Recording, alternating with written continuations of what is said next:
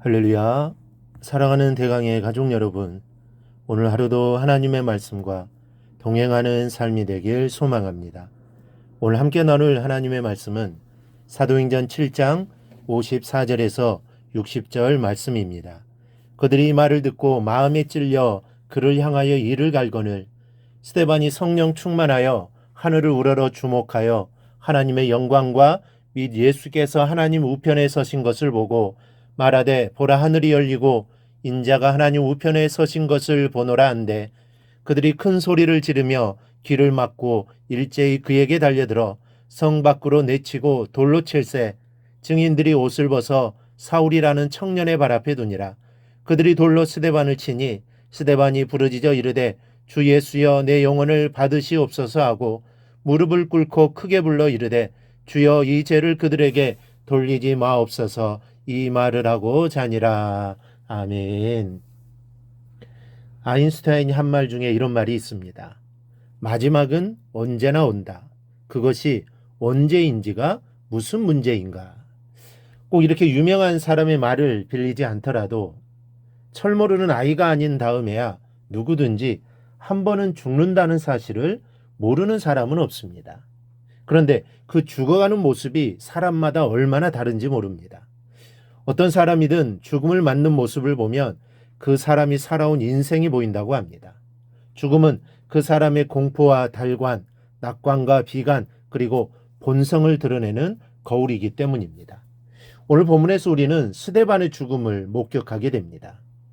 스데반의 설교를 듣고 회당에 모인 대제사장을 비롯한 무리들이 마음이 찔려 이를 갑니다. 그러나 이는 양심의 가책을 받았다는 의미는 아닙니다. 이 단어의 원형 디아프리오는 조각조각으로 톱질하다라는 의미입니다. 따라서 마음에 찔려에 해당하는 표현의 원래 의미는 마음의 조각조각으로 톱질되어라는 말입니다. 이는 스데반의 말을 듣고 극한 분노가 일어나서 그들의 마음이 뒤틀릴 대로 뒤틀렸다는 것을 가리킵니다. 그래서 영어 성경은 그들은 격분되었다, 그들은 경로하여 펄펄 뛰었다라고 번역을 합니다. 그런데 스데반이 또다시 예수께서 하나님 우편에 서신 것을 보인다라고 말하자 더 이상 자기들의 감정을 이기지 못하고 달려들어 불법적으로 살해를 합니다. 사람은 누구든지 평안한 죽음을 원합니다. 사고로 인해 흉한 몰골로 죽어가는 자신을 생각해 보십시오. 누군가에 의해 온전히 죽지 못하고 무참하게 피살되는 장면을 생각해 보십시오. 이 얼마나 끔찍합니까? 그런데 스데반의 죽음은 바로 이런 죽음이었습니다. 온전하고 평안한 죽음이 아니었고 또 사고로 고통을 느낄 틈도 없이 죽고 마는 그런 죽음이었다면 차라리 좋았을 텐데 그런 죽음도 아니었습니다. 처참하고도 극심한 고통 속에서 서서히 죽어가는 그런 죽음, 돌에 맞아 살해되는 그런 죽음이었습니다. 돌에 맞아 죽는다고 할 때 본문에서 생략되어 있지만 그냥 돌로 쳐 죽이는 것이 아닙니다. 일단 사람을 끌고 높은 곳으로 데려갑니다. 그런 다음 그 일에 증인이 사람이 직접 아래로 집어던집니다. 그 다음으로 그렇게 던졌는데도 죽지 않았을 경우 완전히 죽을 때까지 던지는 자의 머리만 크기의 돌을 던져 죽이는 것입니다. 최초의 순교자 스데반은 바로 이렇게 해서 순교했습니다. 온갖 고통의 문을 지난 끝에 죽어간 것입니다. 그런데 성경은 스데반의 처참한 죽음에 대한 최후의 기록을 이렇게 남기고 있습니다. 그들이 돌로 스데반을 치니 스데반이 부르짖어 이르되 주 예수여 내 영혼을 받으시옵소서 하고 무릎을 꿇고 크게 불러 이르되 주여 이 죄를 그들에게 돌리지 마옵소서 이 말을 하고 자니라.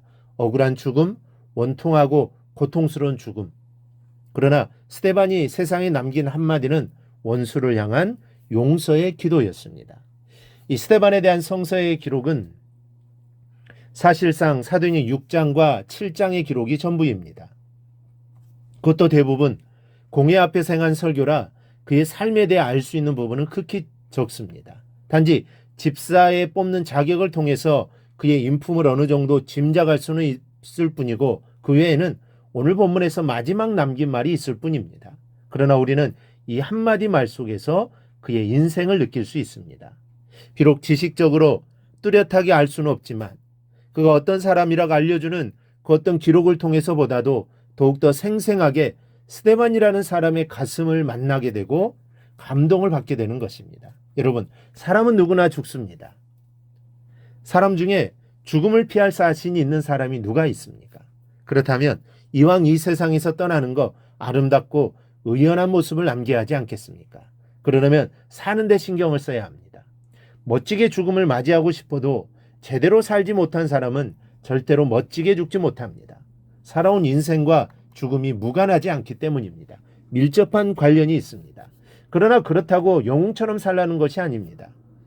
영웅이라고 해서 다 올바른 삶을 산 것이 아닙니다. 이 정복자 나폴레옹은 전쟁을 일으켜 수도 없이 사람을 죽이더니 끝내는 세인트 헬레나 섬에서 죽을 때 과대망상과 극도의 정신불안 상태를 보이면서 프랑스 근대 전진 조세핀이라 헛소리만 외치다가 죽었습니다. 하지만 하나님의 사람인 미국의 흑인 지도자 마틴 루터 킹은 암살을 당해 죽어가면서 나는 마침내 자유를 얻었다. 고맙게도 나는 마침내 자유로워졌다고 기뻐했습니다. 여러분들은 인생을 어떤 말로 마감하시렵니까? 언젠가는 이 세상을 떠나는 거 우리 모두 멋진 죽음을 맞이할 수 있기를 원합니다. 저나 여러분 모두가 참으로 그리스도인다운 죽음을 맞고 죽는 모습만으로도 자기 인생과 또 함께해 주신 하나님을 증거할 수 있기를 바랍니다. 그런 삶을 살기 위해서는 이런 고백을 해야 합니다.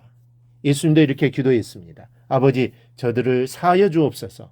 자기들이 하는 것을 알지 못함이니이다. 스데반도 이렇게 기도합니다. 주여, 이 죄를 그들에게 돌리지 마옵소서. 이 얼마나 아름다운 기도의 모습입니까? 그런데 이러한 모습은 그냥 되는 것이 아닙니다. 삶이 있어야 합니다. 이런 삶을 살아야 이런 기도가 나오는 것입니다. 저와 여러분도 이 기도와 그 삶을 오늘 본받아 사시기를 바랍니다. 그리하여 하나님께 영광되는 삶이 되기를 주님의 이름으로 축원합니다. 오늘 묵상한 말씀을 굳게 잡고 삶으로 실천하며 살아내는 대강의 모든 성도들이 되기를 축복합니다.